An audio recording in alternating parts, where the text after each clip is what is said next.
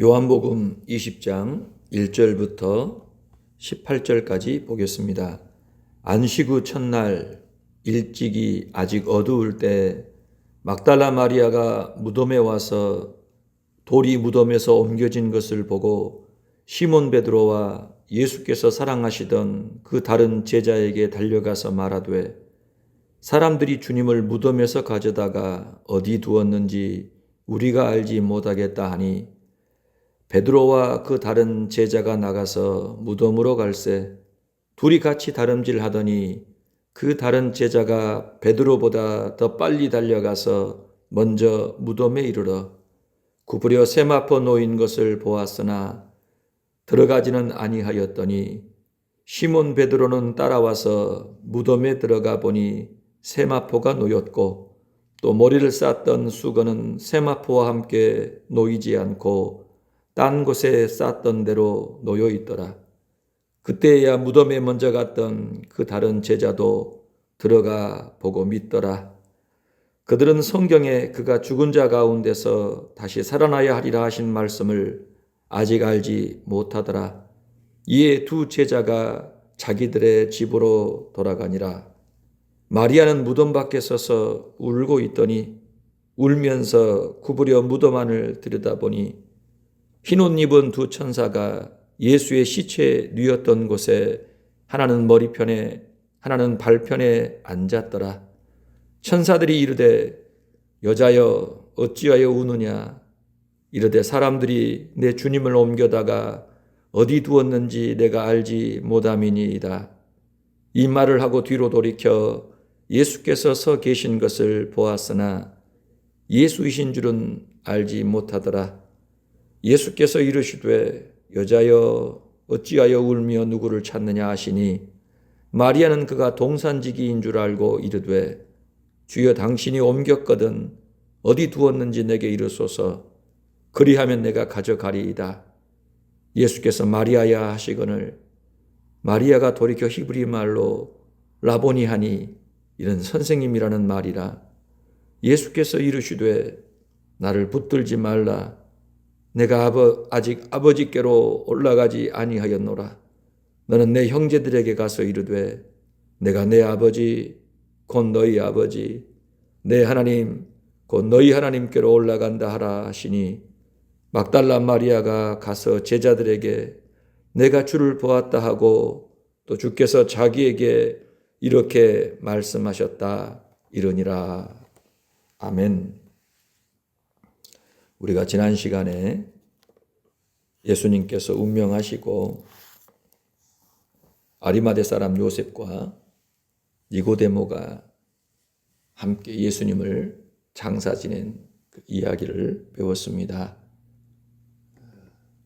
그날이 바로 안식일을 준비하는 날이었기 때문에 해가 지기 전에 장례를 마치고자 하여 굉장히 급박하게 서둘렀던 그런 상황들.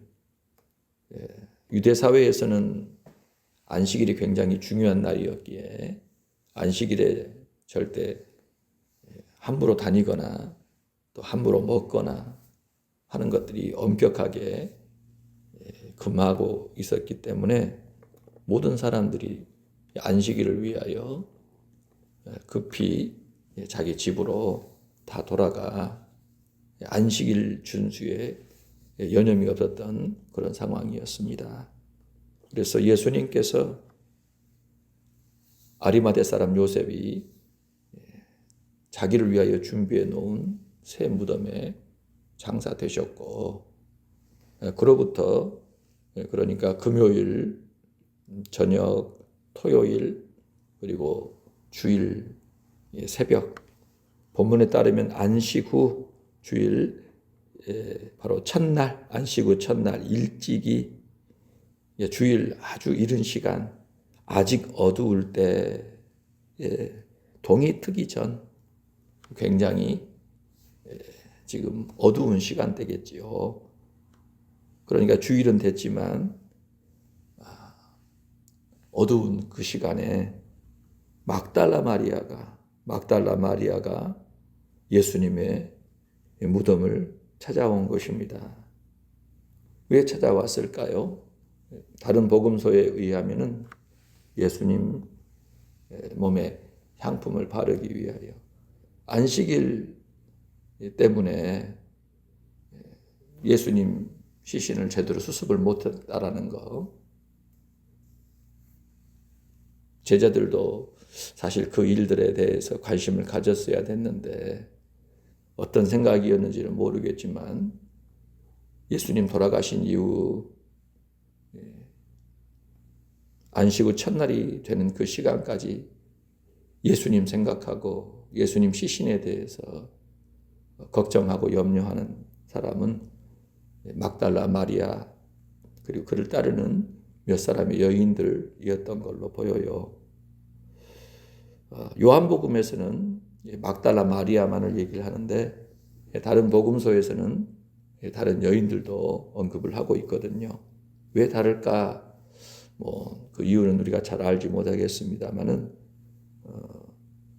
막달라 마리아의 그 예수님을 향한 그 사랑이 굉장히 급진했음을 저와 여러분이 느낄 수가 있습니다. 막달라 마리아가 그 이런 시간에 무덤으로 나아온 겁니다. 그런데 무덤에 와서 보니까요, 특별한 일이 발생하게 됐지요. 어떤 일입니까? 돌이 무덤에서 옮겨진 것을 확인한 겁니다. 예수님 시신 보관한 무덤을 큰 돌로 막아놨다라고 했는데 사람이 옮길 수가 없는, 그리고 특별히 총독의 인장이 찍혀 있기 때문에 만약에 그 인장을 뜯게 만들거나 깨뜨리게 돼버리면은 이건 큰 사달이 날 문제이죠. 돌을 옮길 수가 없게 된 겁니다. 그런데 그 돌이 옮겨져 있는 것을 막달라 마리아가 확인하고 취한 행동이 무엇이죠? 시몬 베드로와 예수께서 사랑하시는 그 다른 제자 요한이라고 하지요. 시몬 베드로와 요한이 함께 있었던 것 같은데 달려가서 말합니다. 사람들이 주님을 무덤에서 가져다가 어디 두었는지 우리가 알지 못하겠다. 우리가 알지 못한다라는 걸로 봐서도 막달라 마리아와 또 동행하는 이가 있었음을 알 수 있겠지요. 그런데 지금 막달라 마리아는 예수님의 시신을 도난당했다라고 생각을 한 겁니다. 누가 무덤을 옮겨놓고 예수님 시신을 훔쳐갔다, 따로 빼돌렸다, 그렇게 생각해서 베드로와 요한에게 달려가서 이야기한 겁니다. 그랬더니 베드로와 그 다른 제자가 따라갑니다. 무덤을 향해 달려간 거예요.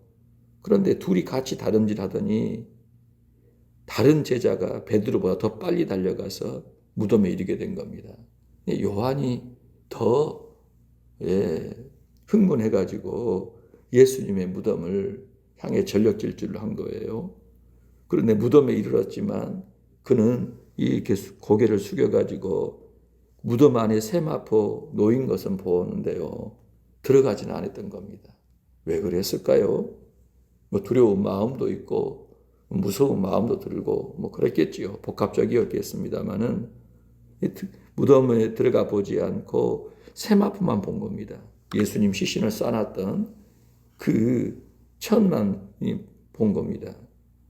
이후에 시몬 베드로가 이제 그 제자 요한을 따라와 가지고 무덤에 들어가서 확인해 보니 세마포는 놓였고 또 예수님의 머리를 따로 쌓았던 수건은 세마포와 함께 놓이지 않고 다른 곳에 쌓았던 대로 놓여 있는 거예요. 머리를 쌓았던 그 상태 그대로 수건이 한쪽에 놓여 있더라는 것입니다.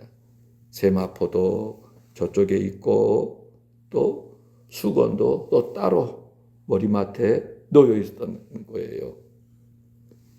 그리고 나서 베드로가 들어가서 그것을 확인한 이후에 요한도 들어가서 보고 믿게 된 겁니다. 뭘 믿었다라는 거예요? 예수님이 부활하셨다라는 것을 믿은 게 아니라 마리아가 이야기한 대로 누군가가 무덤에 들어와서 예수님의 시신을 옮겨가 버렸다. 돌을 옮기고 예수님의 시신을 훔쳐갔다라는 것을 믿었다라는 것입니다. 자, 9절에 보니 그들은 성경에 그가 죽은 자 가운데서 다시 살아나야 하리라 하신 말씀을 아직 알지 못하더라. 예. 예수님께서 분명히 내가 죽은 지 사흘 만에 살아나겠다라는 말씀을 하셨지요. 그리고 그것을 구약 성경을 빌어서 여러 차례 말씀을 하셨거든요. 그런데 그럼에도 불구하고 지금 막달라 마리아나 베드로나 요한이나 전혀 그 사실을 지금 생각하지 못하고 있는 거예요. 당장에 지금 눈앞에 벌어진 돌아가신 예수님의 시신이 없어졌다. 누가 무덤문 굴리고 예수님 시신을 훔쳐갔다. 틀림없다. 훔쳐갔다. 예수님 시신이 도난당했다라는 사실, 그 사실만을 생각하고 믿게 된 것입니다. 그렇죠. 그러니까 아무리 주님께서 말씀을 하셔도 지금 예수님이 다시 살아나신다라는 것, 죽은 지 사흘 만에 다시 살아나신다라는 그 사실은 전혀 그들이 생각조차를 못하는 겁니다. 생각조차를. 예, 사람의 기억이라는 것이 참 얼마나 놀랍습니까? 이 기억이라는 것, 이 기억이 내 마음대로 이루어지느냐? 그렇지가 않잖아요. 기억할 것은 기억하고 또 기억하지 못할 것은 못합니다.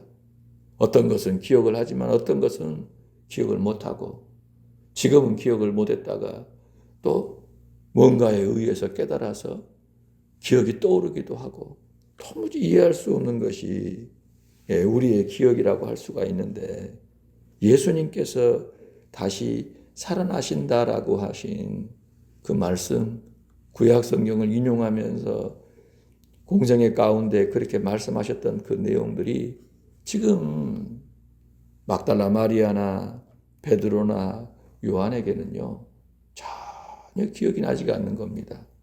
기억이 나지가 않는 거예요. 아예 원천 봉쇄가 된 상태가 아니겠어요? 사람은 죽었다. 십자가에 못 박혀 처참하게 운명하셨다. 죽었다라는 것. 우리의 생각 가운데 이 죽음이라는 것보다 강한 존재가 어디 있습니까?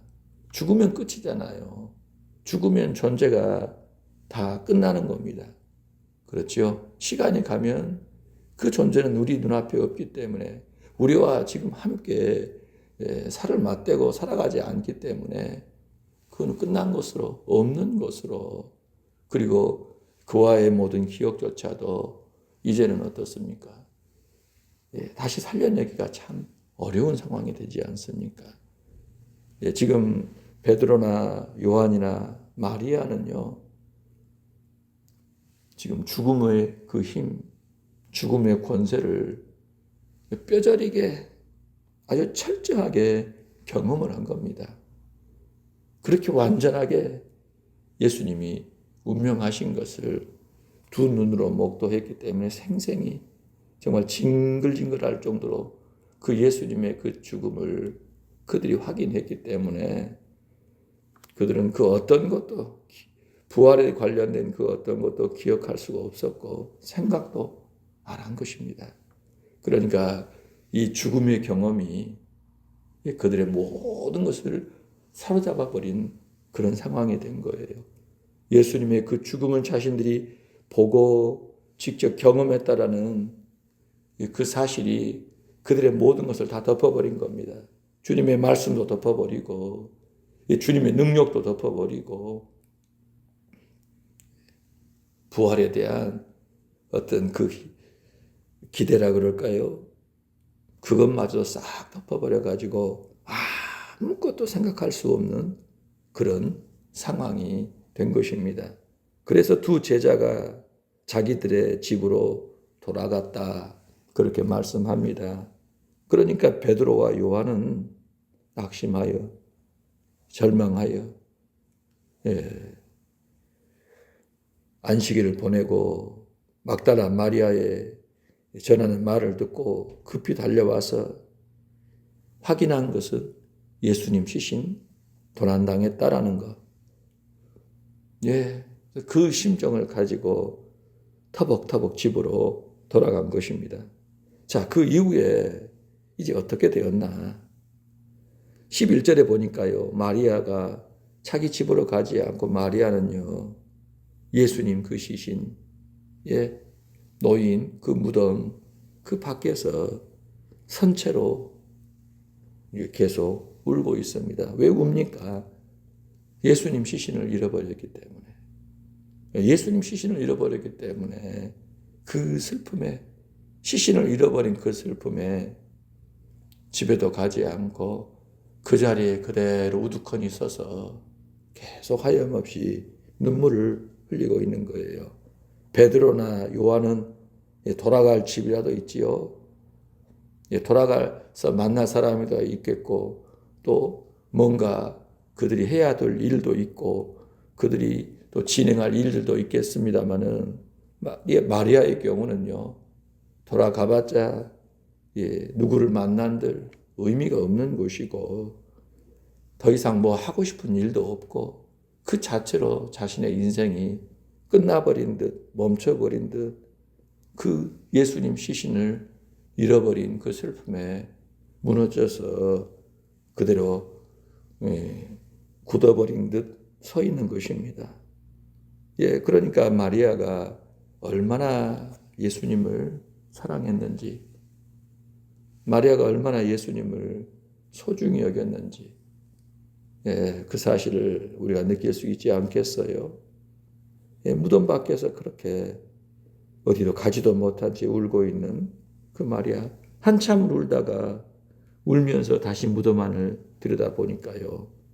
글쎄, 흰옷 입은 두 천사가 예수의 시체에 누웠던 곳에 하나는 머리편에, 하나는 발편에 앉아있다라는 겁니다. 한참 울다가 무덤 안을 들여다보니까요. 천사가 예수님의 머리와 예수님 발편에 각각 앉아있다라는 거예요. 깜짝 놀랐겠죠. 얼마나 놀랐을까요?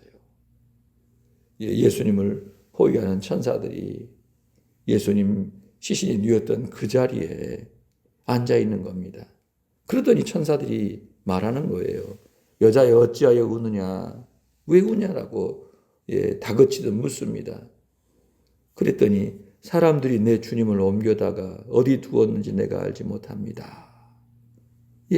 누군가가 내 주님을 시신을 옮겨서 어디 두었는지 제가 모르기 때문에 예수님의 시신을 잃어버려서 울고 있습니다. 그리고 이 말을 하고 인기척이 느껴져 가지고 뒤를 봤는데 예수님이 계신 거예요. 그런데요, 예수이신 줄을 알지 못하는 거예요. 예수님이 마리아 뒤에 와 계시는데 마리아는 예수님이라고 생각하지 않은 겁니다. 자, 그래서 뒤에서 예수님께서 뭐라고 하십니까? 여자여 어찌하여 울며 누구를 찾느냐? 그랬더니 이 마리아는요, 예수님이라는 생각을 전혀 못한 채 동산지기, 무덤을 지키는, 그 동산 안에 있는 무덤을 지키는 사람인 줄 알고서 주여 당신이 옮겼거든 어디 두었는지 내게 이르소서 제가 가져가겠습니다. 예수님 시신을 당신이 옮기셨습니까? 제발 말씀해 주십시오. 제가 예수님 시신을 가져가겠나이다. 예수님 시신 장사해야 되겠다는 거예요. 향품 바르고 깨끗하게 예수님 시신 모셔야 한다는 거예요. 그리고서 이 무덤에 다시 보관해야 한다라고, 안치해야 한다라고 얘기를 한 겁니다. 그러니까 마리아도요, 예수님 부활하신다라는 생각은 전혀 안 하고 예수님 시신 잃어버린 것에 대해서 그렇게 마음 아파하고 괴로워한 겁니다. 자기가 천사를 봤어도 그건 신기하고 놀랐겠지만 그러나 예수님이 부활하셨다라는 것은 예, 못 믿는 거예요.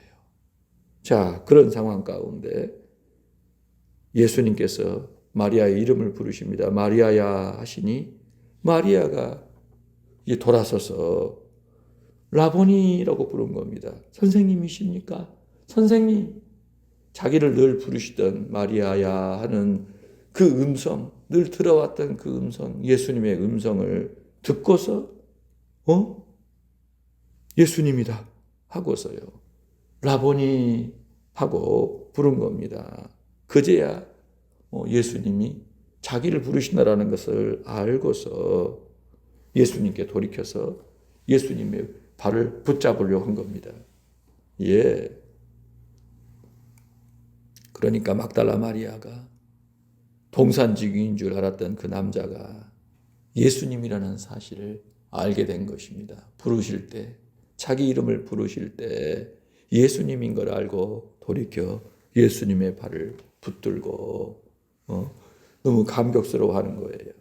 그때 예수님께서 하신 말씀이 나를 붙들지 말라. 내가 아직 아버지께로 올라가지 아니하였노라. 너는 내 형제들에게 가서 이르되 내가 내 아버지 곧 너희 아버지 내 하나님 곧 너희 하나님께로 올라간다 하라 하시니. 예, 예수님께서 붙잡지 말라고 마리아에게 말씀하세요. 왜요? 아버지를 아직 못 뵀다라는 겁니다. 먼저 하나님께 가서 하나님께 영광을 돌리고 하나님의 얼굴을 배웠고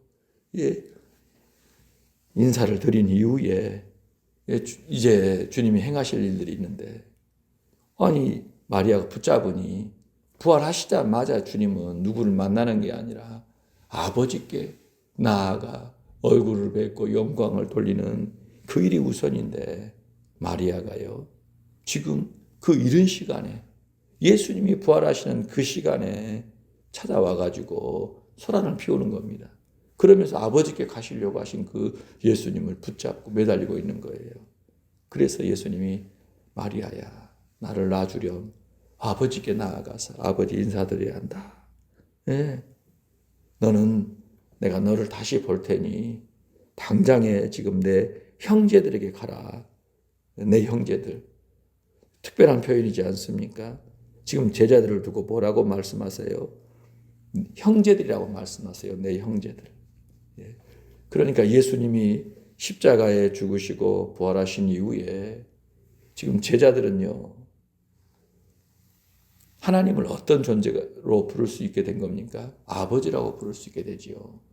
예수님만이 하나님을 향하여 아버지라 부를 수 있지 않습니까? 예.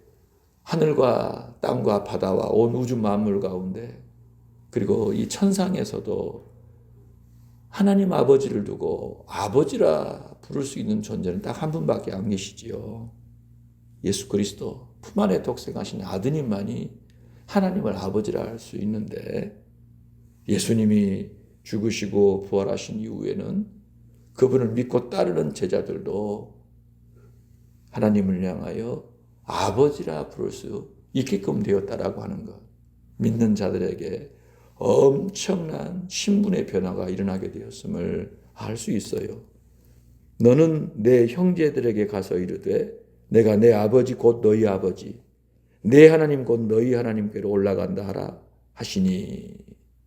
예수님의 죽음과 부활 이후 예수님을 믿고 따르는 제자들에게 엄청난 신분의 변화가 일어났으니, 바로 예수님의 아버지가 바로 믿는 자의 아버지가 되고 예수님의 하나님이 믿는 자의 하나님이 되는, 하나님의 자녀됨에 예수님이 누리시는 그 권세와 영광을 함께 누리는 예수님의 한 형제로서 변화되는 실로 엄청난 특권의 영광을 한 몸에 받는 복되고 복되고 복되고 복되고 복된 존재가 되었음을 주께서 말씀하신 거예요.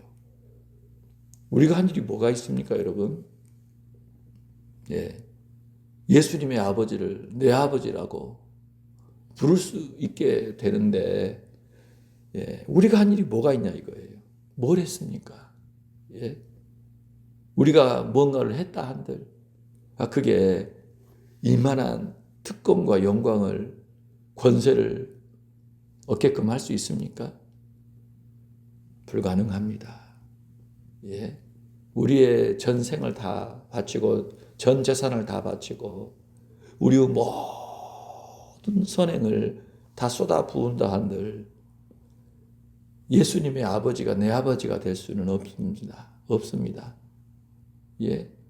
예수님이 그렇게 사랑하시고 또 그분께 사랑을 받는 그 하나님의 그 사랑과 은혜와 영광을 한 몸에 받을 수는 없는 거예요. 오직 예수 그리스도의 공로밖에 없습니다. 하나님이 정하셔서 그 뜻에 순종하여 이루신 예수 그리스도의 십자가의 그 공로 외에는요, 우리가 하나님께 죄사함 받아 하나님의 자녀가 될 수 있는 길은 전무하다는 사실이에요. 이걸 정말 깊이 통감해야 합니다. 그래서 오직 예수 그리스도의 은혜밖에 없어요. 예수 그리스도를 찬양할 것밖에 없습니다. 예수 그리스도가 부활하시자마자 당장에 하신 말씀이 뭐예요? 내 아버지 너희 아버지, 내 하나님 너희 하나님. 할렐루야.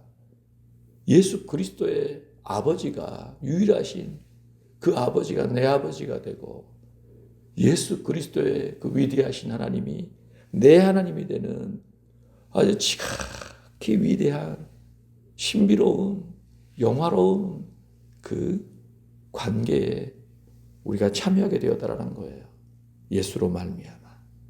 우리는 예수 그리스도로 말미암아 예수 안에 들어가 그 하나님을 아버지로 하나님으로 섬기고 사랑받는 복되고 복되고 복되고 복되고 복된 존재가 되었다라는 사실입니다.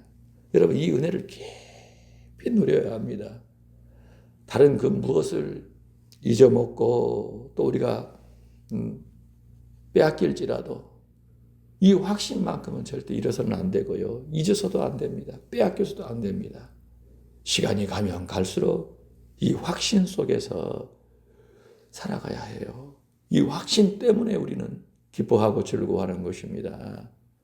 날이 기뻐지는 이 확신 속에서 이 땅에서 주어진 모든 시간들을 나그네로 살아가는 겁니다. 천국을 본향을 향해 나아가는 나그네로서 가볍게 한 걸음 한 걸음 나아가다 그 지극한 영광에 참여하는 삶이 되어야 할 것입니다. 자, 예수님께서 이렇게 말씀하시니 너 당장에 내 형제들에게 가서 내가 너희 아버지, 내 하나님 너희 하나님께로 지금 올라간다. 그렇게 전하여라. 이제 내가 하나님 계신 그곳에 올라가 이제 그 보좌에 앉겠다라는 것을 전하라는 겁니다. 예수님이 말씀대로 죽으시고 부활하셨다라는 것. 이제 하나님께로 나아가 지극한 영광을 누리시는 분이 되었음을 알리라는 거예요. 그래서 막달라 마리아가 제자들에게 달려갑니다. 그리고서 내가 주를 보았다. 그렇게 얘기를 하고 바로 주님께서 자신에게 전하신 그 말씀 그대로를 제자들에게 전달한 것입니다. 자, 오늘 저와 여러분이 이 막달라 마리아의 예수님의 부활을 처음으로 목격한 그 사건을 배우게 됐는데요. 참 놀라운 것이 그 대단한 제자들과 사람들이 많이 있었음에도 불구하고 부활하신 예수님을 가장 처음 목도한 사람이 막달라 마리아였다라는 사실이 참 새롭습니다. 여러분, 막달라 마리아가 도대체 어떤 사람일까? 어떠한 사연이 있길래 이렇게까지 예수님께 매달렸을까? 이 사람이 죽었으면 됐지. 이렇게까지 마음에 미련을 두고서 안식일이 끝나자마자 캄캄한 그 시간에 두려움도 못 느끼는지 예수님 시신을 수습하려고 향품 바르고 깨끗하게 해드리려고 무덤을 찾아오는 이러한 모습을 보일까? 도대체 막달라 마리아는 다른 사람들이 두려워하는 또 사람의 눈치를 보고 꺼려하는 이러한 것들을 전혀 못 느꼈을까? 당시 예수님을 믿고 따르고 추종한다라고 하면은 다 사람들이 지금 좋지 않게 보고 곱지 않게 보고 싸잡아가지고 죽이려고 드는 그런 상황일 텐데 막달라 마리아는 그런 것 저런 것 전혀 의식하지 않고 잠도 거의 못 잤을 것 같아요. 금요일부터 주일 이 새벽까지 잠이나 제대로 잤는지 싶을 정도로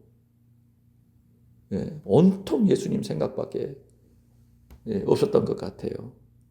예수님 시신, 처참하게 돌아가신 예수님, 그 시신 수습도 제대로 못한 채 대충 장사해가지고 급하게 닫아버린 그 시신 생각 때문에 잠도 못 이루고 아무것도 못한 채 안식일이면 뭡니까 그게? 어둠이지요.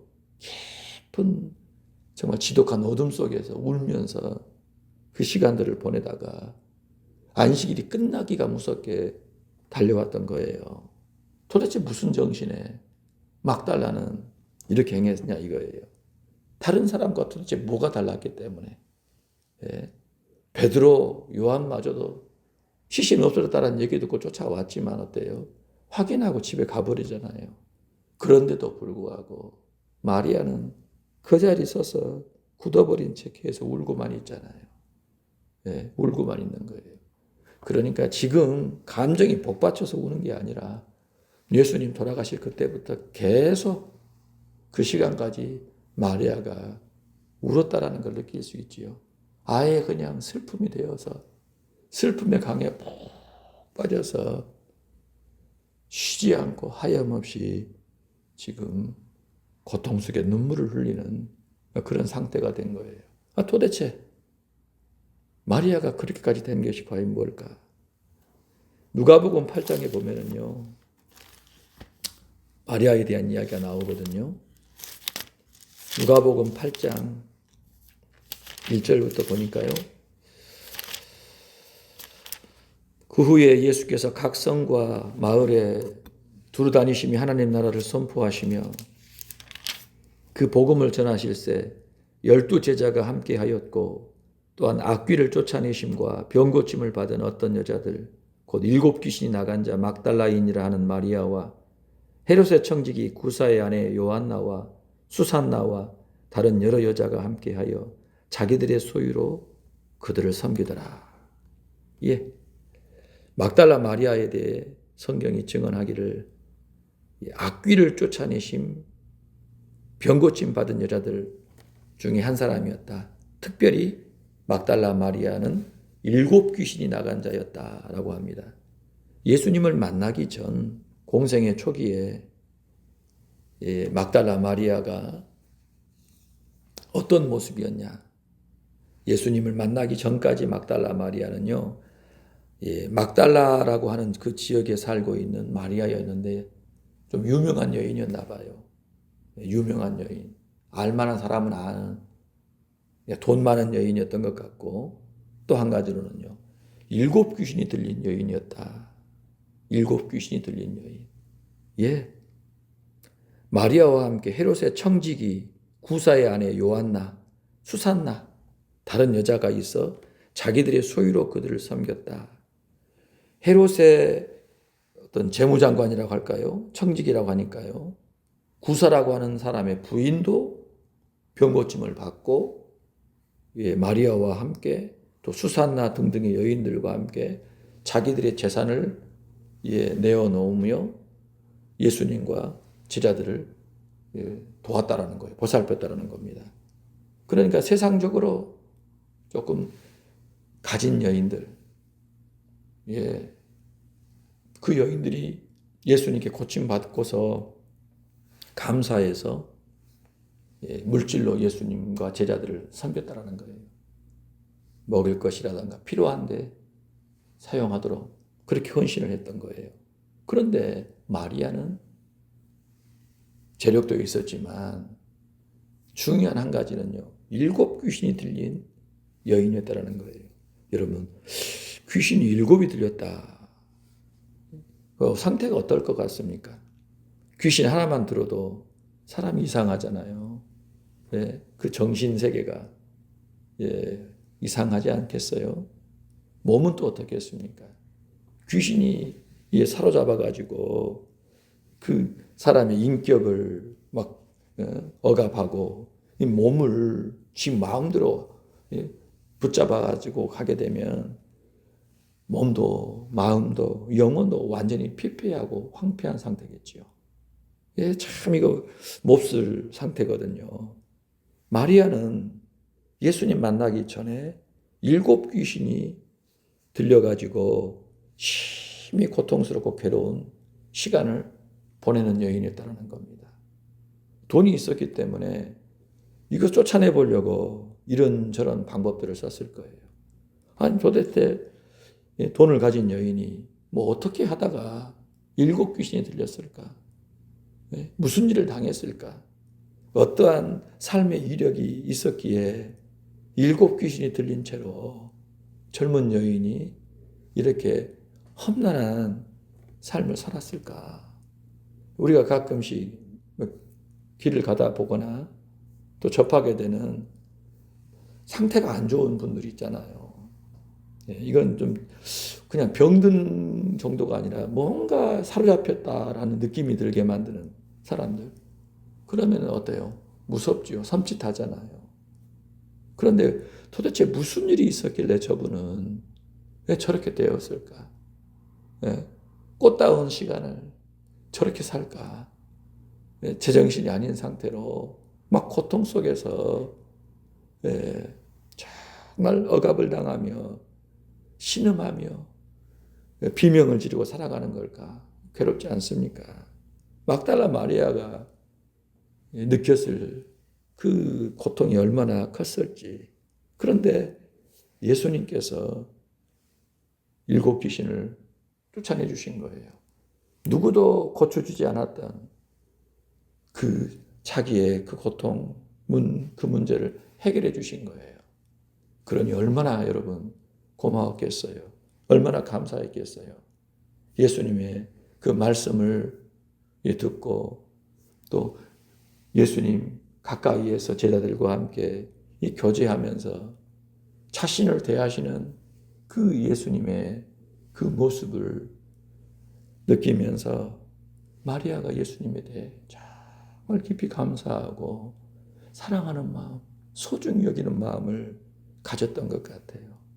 그 사랑이 얼마나 기뻤던지 예수님이 십자가에 못 박혀 죽으시는 그 자리에도 그리고 처참하게 유린이 되어 급하게 장례를 지내버린 그곳에까지 안식일을 눈물 속에 보내고 안식이 지나자마자 달려와서 그 시신을 수술하겠다라고 할 정도로 그렇게 예수님을 사랑하고 소중히 여겼다라는 겁니다.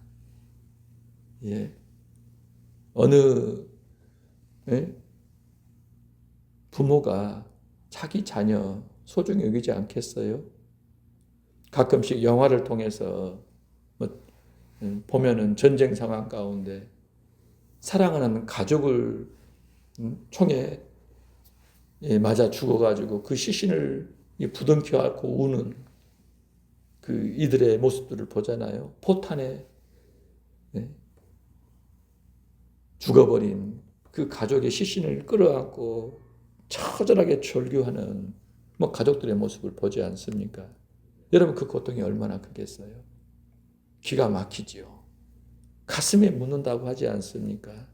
그런데 마리아도 지금 예수님을 향한 그 사랑이 얼마나 깊었던지 얼마나 기뻤던지 그 사랑 속에서 헤어나오질 못하고 그 슬픔 속에서 아무것도 못한 채 눈물만 그렇게 흘렸다라는 거예요.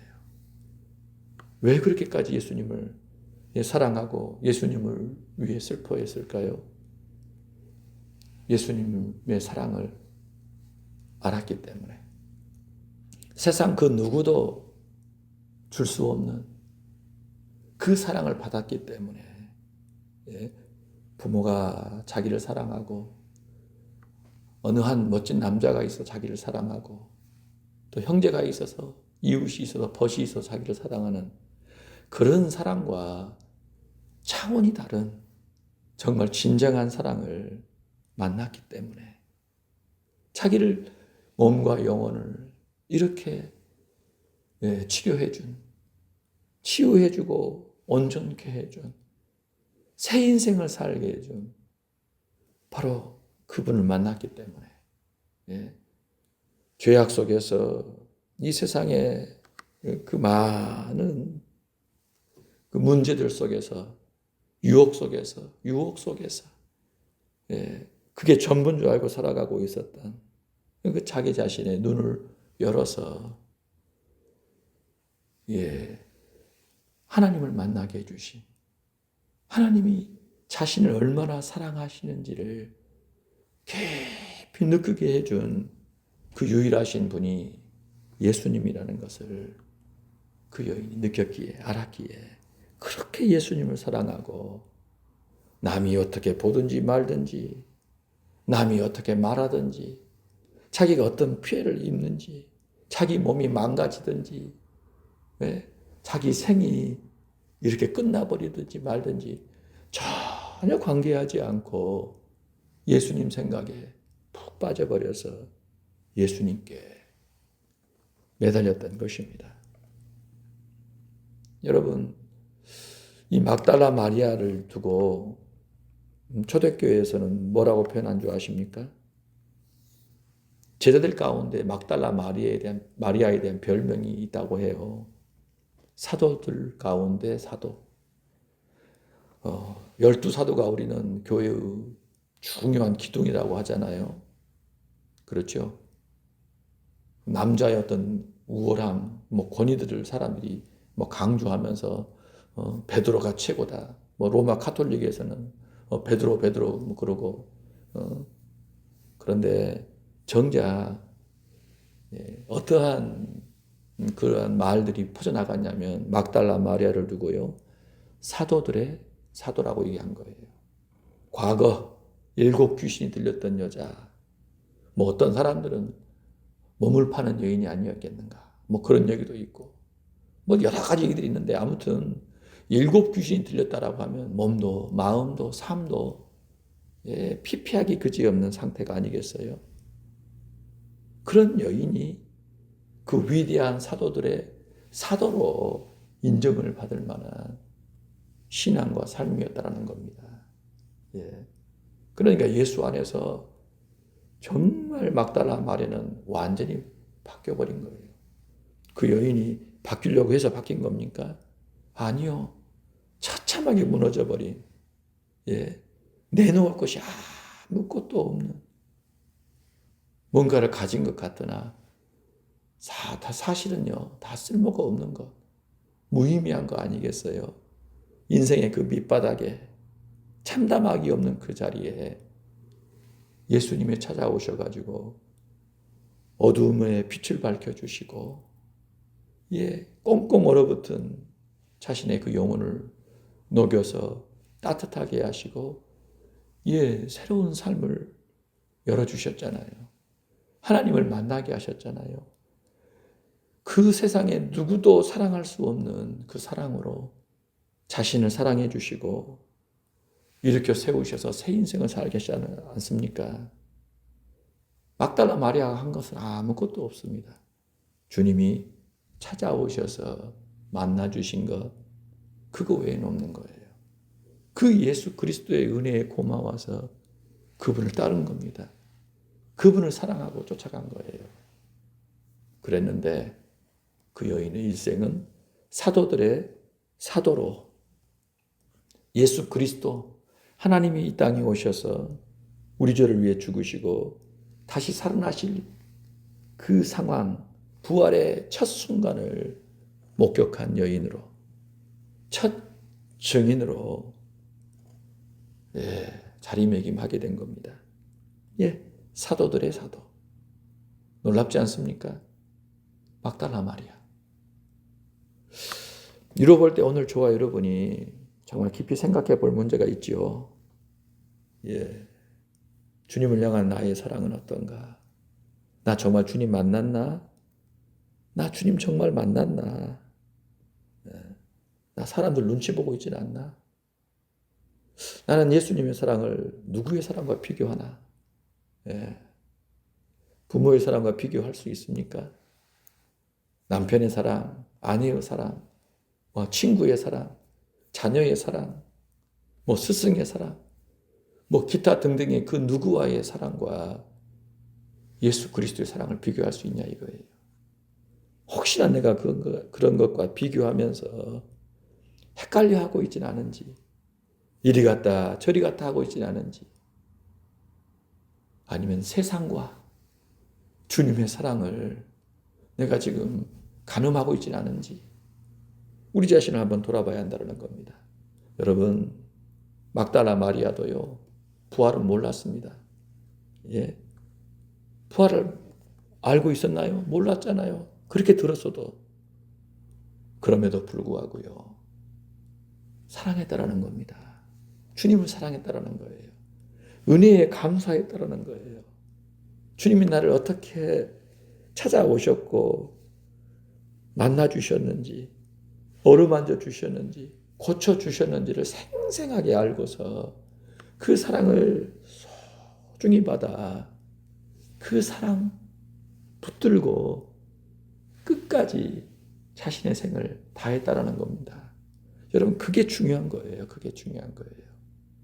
오늘 우리가 정말 주님 사랑하고 있는지, 진짜 사랑인지, 아니면 이것저것으로 섞여버린 사랑인지, 묽어져버린 사랑인지 좀 살펴봐야 되지 않겠냐 이거예요.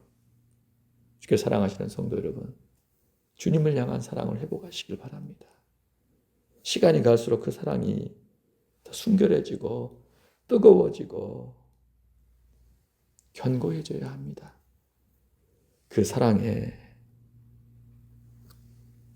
증인으로서 예수 그리스도 모시고 충성하시는 오늘과 남은 일생 되시기를 주의 이름으로 축복합니다.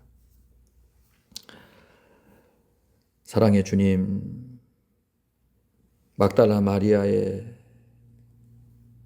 모습을 살펴보며 오늘 우리는 어떤 마음으로 주님을 대하고 있는지 돌아봅니다. 주님의 이름을 부르고 또 주님 따르고 있다라고 하는데 마음은 쏙 빠져버린 강정 마냥, 속이 다 빠져버린 강정 마냥 텅텅 비어있는 것은 아닌지, 아니면 이것저것 섞여서 순수하지 못한 사랑은 아닌지 우리 자신을 깊이 돌아봅니다. 깨끗하게 하여 주셔서 정말 주님 순결하게 사랑하는 신부 되게 하여 주시옵소서. 사람들의 이목, 사람들의 말들을 두려워하지 않고 나를 사랑하신 주님만 바라보고 주님을 따라가는 우리의 일생 되게 하소서. 모든 영광과 찬송을 주께 돌리며 예수님 이름으로 기도합니다. 아멘.